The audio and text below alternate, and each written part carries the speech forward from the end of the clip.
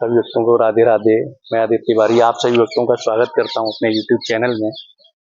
आप जो त्यागी तपस्वी संतों के जो दर्शन कर रहे हैं, आनंद ले रहे हैं, उनका सत्संग सुन रहे हैं, तो आज एक ऐसे संत के जो दर्शन करवाता हूं मैं आपको, जो यमुना जी के लिए अपना बहुत ही योगदान देते हैं, पेड़ पौधों के लिए अपना योगदान देते हैं, उनको सींचते हैं और वो प्रकृति के लिए बहुत सोचते हैं।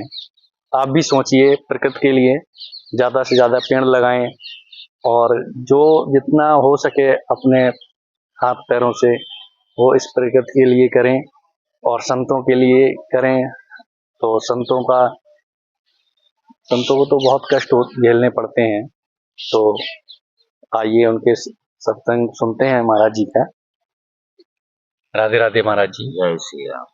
सभी भक्तों की तरफ से आपको कोटि कोटि प्रणाम। महाराज जी, सबसे पहले एक बार भक्तों को आपका एक बार शुभ नाम। मेरा नाम श्री श्री 108 श्याम नारायण दास, सुदामा कुटी वृंदावन।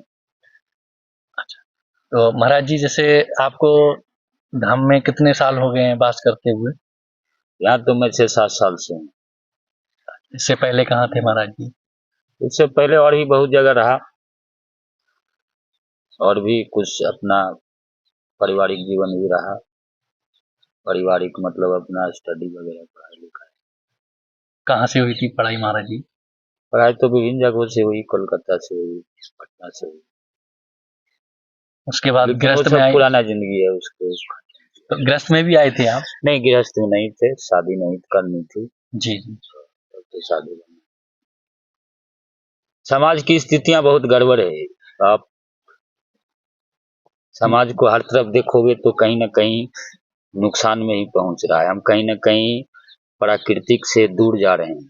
महाराज जी, जैसे आपने जो शिक्षा दीक्षा हुई आपकी, तो उसके बाद आप संत बन गए, आपने गृहस्थ छोड़ दिया बिल्कुल और संत भेष धारण पकड़ा नहीं। गृहस्थ में जो जन्म देने वाले थे तो हैं, तो उनकी चिंता नहीं है, और जो आगे की था मैं नहीं किया।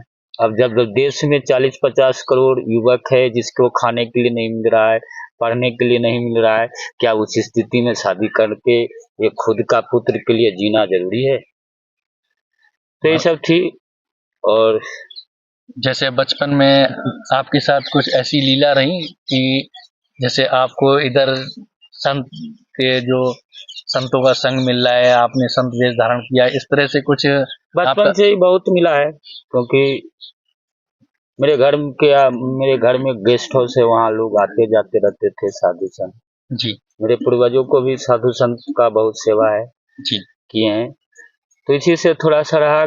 और गीता वेद हमको घर में ही मिला जी, जिसको पढ़ने से मेरा ज्ञान बुद्धि खुला। तो ऐसी कुछ लीला रही भगवान की कभी बचपन में, या जब धाम में आ गए उसमें कुछ ऐसा? बहुत तो लीला रहा भगवान का, तो हर एक समय ही लीला चलता। हम लोग तो एक निवाला भी खा रहे हैं तो समझिए कि भगवान ही खिला रहा है। जी। तो किसी भी मनुष्य को खिला रहा है, हर एक जीव को देखेंगे तो भगवान खिला रहा है। नहीं तो हमारे पास, मनुष्य के पास तो कुछ है भी कमाने के लिए कि कहीं जाएगा, काम करेगा, उसको करेंसी मिल जाएगा, पैसा मिल जाएगा। लेकिन जीव जंतु के पास नहीं धन है और नहीं उसके पास बैलेंस है, न पैसे का पहचान है, लेकिन उसका भी पेट भगवान पाल। जैसे महाराज जी, आप परिक्रमा वगैरह भी करते होंगे? हाँ, करता हूँ। डेली करते हैं? नहीं, डेली नहीं करता, कभी कभी करता। संत भेष धारण की हो कितने साल? परिक्रमा का महत्व पहले जानिए। किसी भी चीज का, पूजा का महत्व, परिक्रमा का महत्व एक महत्व जी। ये नहीं है कि आप दिन भर उसी में लगे रहो, अपना टाइम खत्म कर दो। पूजा पाठ करने से एक सेवा की भाव आती है कि हमें किसकी सेवा करना है, हमें लोगों की सेवा करना है, एक अच्छी भावना की सेवा करना है। हम जमुना मैया का आरती करते हैं, इसका मतलब मुझे जमुना मैया का सेवा करना है, मुझे पुरखों से मिला आरती, ये पूजा पाठ की विधि। लेकिन रियलिटी है कि सेवा करना है, मुझे आदर करना है। आदर का मतलब क्या है कि मैं उसको अच्छी तरह से, उसकी विकास जो अच्छी तरह से हो वैसे करूं, उसकी साफ सफाई अच्छा हो, उसके बारे में सोचे। लेकिन यहाँ लोग धन के लिए बैठ के आरती करवा रहे हैं। बहुत सुंदर। और उसी को इतना भी कॉमन सेंस नहीं है मनुष्य में कि जिस गंगा मैया को, जिस जमुना मैया को पूजते हैं, उसमें मैं अगर दीपक भी डालता हूँ तो पत्तल वाला जो होता है, हाँ दौना होता है, वो डालें, क्योंकि वो प्राकृतिक रूप से पत्तल से बना हुआ है। ये कागज वाला तो नहीं डालें। आप पूजा के नाम पे आप गंगा को दूषित, जमुना को दूषित कर रहे हो, आप उल्टे काम कर रहे हो। जी महाराज। जैसे बहुत सारे लोग जुड़े हुए हैं महाराज जी, तो भक्तों को क्या संदेश देना चाहेंगे इस प्रकृति के लिए या जमुना जी के लिए? मनुष्य जान ले पहली बात कि मेरे उसके पास समय लिमिट है। जिस समय जन्म लेता है उसी समय उसके बॉडी पे लिख दिया जाता है अप टू 100 ईयर्स, 100 साल मैक्सिमम जिंदा रहेगा।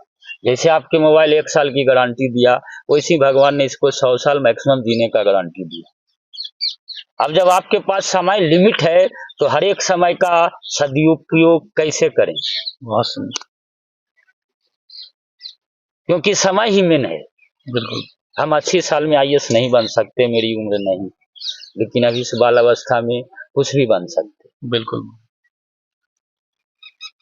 तो समय का यूटिलाइज, धन का यूटिलाइज मनुष्य जाने कि मेरा धन किधर खर्च करना है, 4000 करोड़ में या 4000 के पेट पालने में। यहाँ के लोग तो अंबानी को सुनते हैं 4000 करोड़ का घर है, और जिस देश में खाने के लिए अन्न नहीं, उस देश में 4000 करोड़ का एक आदमी घर बना के रहना उचित है? एक पुत्र के पास पढ़ने के लिए धन नहीं, और एक पुत्र को वेश्यालय के लिए धन इकट्ठा करके बाप दारू पिलाने के लिए रखा है। क्या ये सही है? बहुत सुंदर। और लोग जान ले, जिसको अगर ज्ञान नहीं है, जिसको ये अहंकार है कि धन ही सब कुछ है, तो उसको अपना पीढ़ी, अपना पुष्ट, अपना परिवार देख ले, वो धन का यूज क्या कर रहा है। वो कहीं ना कहीं कलयुग में ही पैसा बर्बाद कर रहा है, पराई स्त्री में या शराब में या ऐश्वर्य में या हिंसा में या हॉस्पिटल में। वो तो दारू पियेंगे तो बाद में लीवर होगा, वो तो डॉक्टर ही रखा हुआ पैसा। डॉक्टर तो पहले से जानता है दारू पीने वाला आएगा मेरे पास। तो कलयुग से बचना चाहिए। राजा परीक्षित ने 5 जगह कलयुग का वास दिया था, उस कलयुग से सिर्फ मनुष्य बचे। पराई स्त्री का संग नहीं, जुआ नहीं, शराब नहीं, हिंसा बेकारण नहीं। मनुष्य अपना अधिकार ही समझे, मेरी अधिकार क्या है।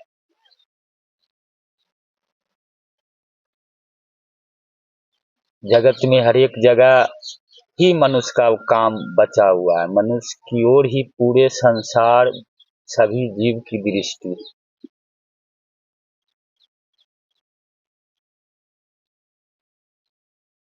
मनुष्य को ही अगर पावर मिला है, भगवान ने सभी पावर मनुष्य में ही निमित किया है। सभी धन का मालिक मनुष्य को ही बनाया। क्यों बनाया? आपको कॉलेज का प्रिंसिपल बना दिया जाए तो आपको क्यों बनाया गया? आपको स्कूल संचालन करने के लिए, आप सभी को लीड करेंगे, टीचर लोग को, पूरे स्कूल को, तब बनाया गया। तो किसी भी धनवान आदमी को बहुत ज्यादा धन दिया गया है तो उसको लोगों का सेवा करने के लिए दिया गया, तब तो अगले जन्म उसको मिलेगा। क्योंकि ये तो 80 साल का जन्म है, तो गया, ये तो मृत्यु जन्म के समय ही चला गया है, लिख दिया गया मृत्यु पहले से ही तय हो जाती है। एक जन्म से आपको करोड़ों जन्म ठीक करना है, 84 लाख योनि ठीक करना है।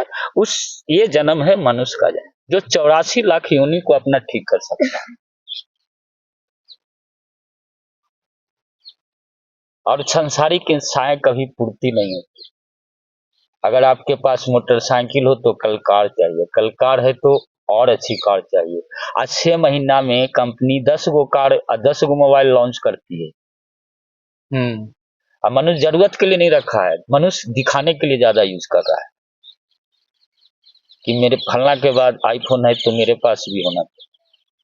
फलना सुखी है उसके लिए दुखी है, दूसरे को देख के सुख दुख उसको ईर्ष्या बोलते हैं, उसी को ईर्ष्या भगवान कृष्ण ने बोले, इसको भी नहीं रखना चाहिए।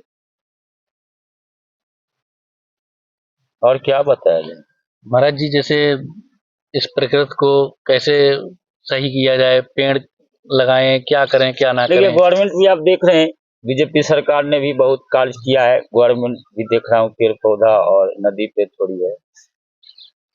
इस पे कार्य की प्रणाली क्या, हर एक आदमी को जागरूक होना होगा। हम एक राजा, एक बाप के बदौलत अगर आप घर का गार्जियन हुआ, सभी पुत्र बैठ जाएं तो क्या राज चलेगी? आपका घर चलेगा? नहीं चल पाए। दूसरी तरह से मेरा प्रधानमंत्री अगर अच्छा है तो हम लोग को भी अच्छा काम करना होगा, हम लोग को भी सोचना होगा कि ये जो भूमि है ये किसी और का नहीं, मेरा ही भूमि है। क्योंकि हम कहीं भी जाएंगे, देखो आकाश में उड़ता है पंछी, उसको धरती पे खाना खाने के लिए, हमको कहीं भी जन्म मिलेगा इसी धरती में तो नहीं मिलेगा। आज हम मनुष्य हैं तो बिसलरी का पानी पैसा है और मनुष्य हैं तो मिल जाएगी, लेकिन कल मैं अगर जीव और भी जीव में योनियों में भटकना पड़ा तो मैं क्या करूंगा? नदी का ही पानी पीना पड़ रहा है जीव जंतु को, पशु पंछी जो भी हैं, तो कल मैं भी पशु पंछी की योनि में जाऊंगा। अगर ये प्राकृतिक साफ नहीं होगा तो मुझे और कष्ट होगा। धर्म कर्म करता रहना चाहिए इंसान को, पेड़ लगाएं ज्यादा से ज्यादा। ऑक्सीजन कहाँ 5 जो आपका जो मूल जो तत्व है शरीर का, जी 5 तत्व, पृथ्वी, आकाश, वायु, अग्नि और क्या बचा? चल जल। ये पांचों का नित्य सेवा करें, इसके बारे में सोचें, क्योंकि यही सब कुछ है। हर एक धन घूम के इसी के पास, ये नहीं हो तो शरीर ही नहीं रहेगा। पेड़ का तो वही है उपाय कि दादाजी एक पेड़ आम का खाए हो तो एक पेड़ तुम दादाजी का खाए हो तो 2 पेड़ तुम भी लगाओ कि तुम्हारा भी पोता खाए तो दादाजी का नाम ले। तो अपना बगीचा ही पहले देख लो, अपना ही बगीचा में आम पुराना पुराना दादा परदादा का रोपा हो गया, खुद क्या कर रहे हो? बहुत बढ़िया बात कही महाराज जी आप खा रहे हो आम, नहीं खाना चाहिए। आज दूषित, हम खरीदने के चक्कर में दूषित भोजन ज्यादा कर रहे हैं। हमारे बच्चे पिज्जा बर्गर हम लोग में ज्यादा आ गए हैं, जो दूषित खाना हो, जिसको आज पूरा दुनिया चिल्ला रहा है, बेचने वाला कल वही चिल्ला रहा है कि जंक फूड है, जंक फूड। आज खुद चिल्ला रहा है जंक फूड है, कल तक तो नहीं चिल्ला रहा था, बेचने तक मैगडी बैठा दिया, डोमिनोज बैठा दिया और पता नहीं कितने कितने स्टोर बैठा दिया। तो ये सब साफ सी मत है, मूल मंत्र यही है कि जितने चीज विदेशी लाया गया है मेरे देश को तोड़ने के लिए लाया गया है, मेरे संस्कृति सभ्यता को नाश करने के लिए दिया गया है। सबको अपना प्यारा है, अपना देश प्यारा है, अपने देश में कैसे भी धन आए, दूसरे देश बर्बाद।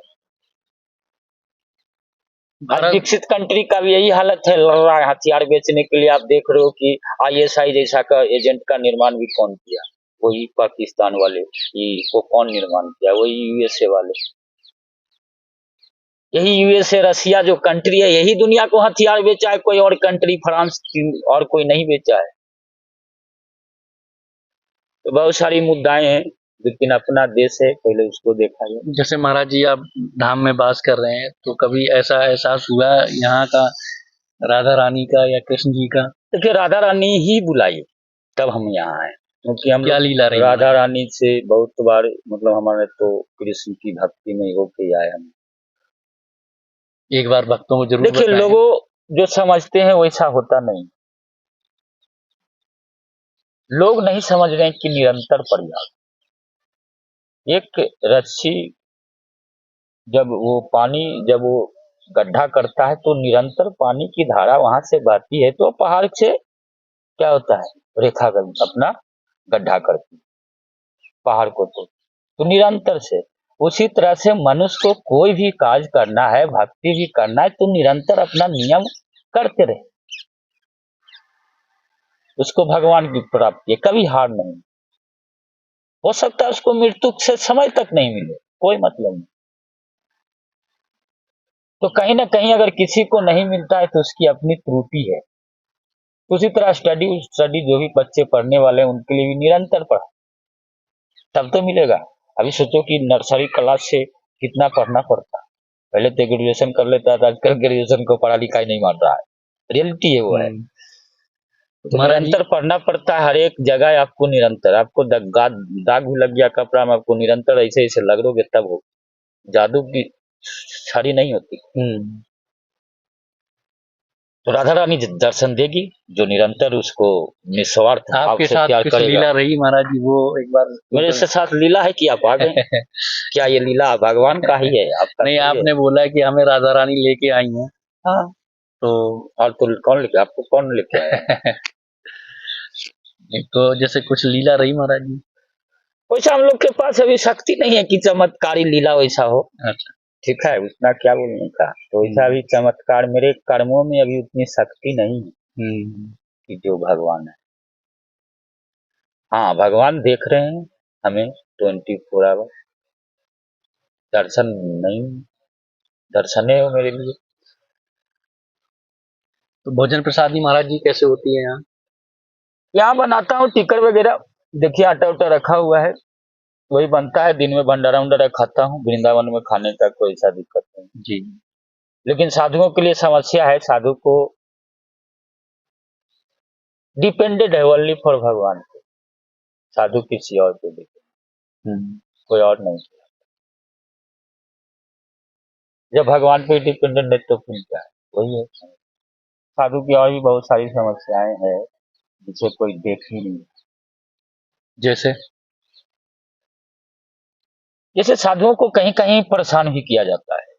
साधुओं, अब यहाँ पे तो साधु क्या मतलब, यहाँ एक धन को ही साधु समझ रहा है कि आपके पास धन हो गया, आप कोई नंद हो गए, अब उसी को लोग भगवान भी बना दे रहा है। यहाँ के लोग मूर्खों के बाप, जिसने जिसने भी एक भगवान का नाम लिया है, एक व्यक्ति को जन्म लेने वाले को मूर्ख है। वो भगवान समान हो सकता है भगवान को, लेकिन भगवान नहीं। तो आज के डेट में तो आप देख रहे हो कि कितने पाखंडी लोग को भगवान बनाया हुआ है। और यहाँ साधुओं को कोई सुविधा नहीं है, साधु विचलित है, क्योंकि साधु को भंडारा में दौड़ना पड़ता है, 20-30 रुपये के लिए तेल जलाने के लिए हम लोग को सोचना पड़ता है, उसके लिए नहीं है। और हम लोग के लिए भी कार्य करने की कोई व्यवस्था नहीं है, क्योंकि हम लोग को ये ड्रेस में तो कोई दुनिया है, कोई देश में कोई जॉब दे दे इस ड्रेस में, यही हमारे भारत का ड्रेस है। सभी कंपनियां बंद कर चुकी है ताला, उसको नॉलेज से मतलब नहीं है, ड्रेस से मतलब है। क्या मैं अपना ड्रेस त्याग दूं? है संभव? तो जरूरत है इस ड्रेस पे जॉब दिवाने वाले।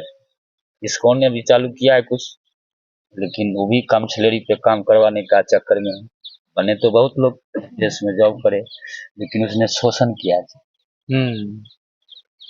एक खराब सैलरी देना एक अच्छे मालिक का काम नहीं हो सकता, वो कभी भी गलत ही मालिक का काम। और क्या यहाँ परेशानी क्या क्या महाराज जी?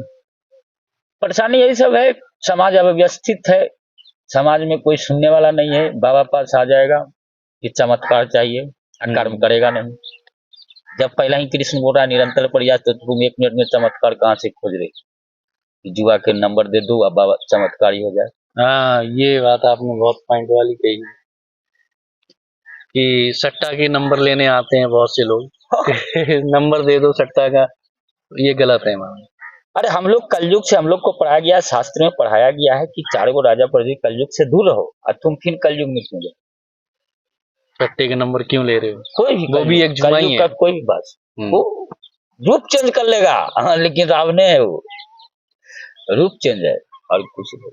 बहुत सुंदर। इसमें तो जुआ तो कुछ जल अच्छी भी था, वो मतलब डायरेक्ट भी था कि दिख रहा है तो डायरेक्ट साथ में जा रहा है। हाँ, इसमें तो अपने से नंबर दे दिया, देखा कितना लगा, कम नंबर वाला को लगा दो, इसमें कुछ है क्या? कोई देखने वाला है? सच्चाई क्या है? लूट है डायरेक्ट, कोई अंकुश नहीं है, कोई योजना नहीं है, अभी फेल है सब। और कुछ कहना चाहेंगे भक्तों को, भक्ति के लिए कुछ महाराज जी? भक्तों के लिए कि भगवान पे विश्वास रखें और अपने कर्म के अनुसार ही भगवान से आशा रखें। ये बात भी सही है। आप आशा ज्यादा रख लेते, इसीलिए आपको लगता है भगवान नहीं है।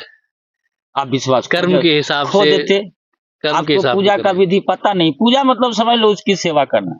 भगवान ने क्या बोला कि मैं सभी में हूँ, जितने जीव है मैं सब में हूँ, सब तो मेरा ही बीज है उसमें, तो सभी का सेवा करना वही पूजा है। भगवान का सब कुछ है, कब वो पेड़ है उसका कारण क्यों काटोगे? हाँ तुम्हारी जरूरत है तो काटो, कारण क्यों? अच्छा लगा।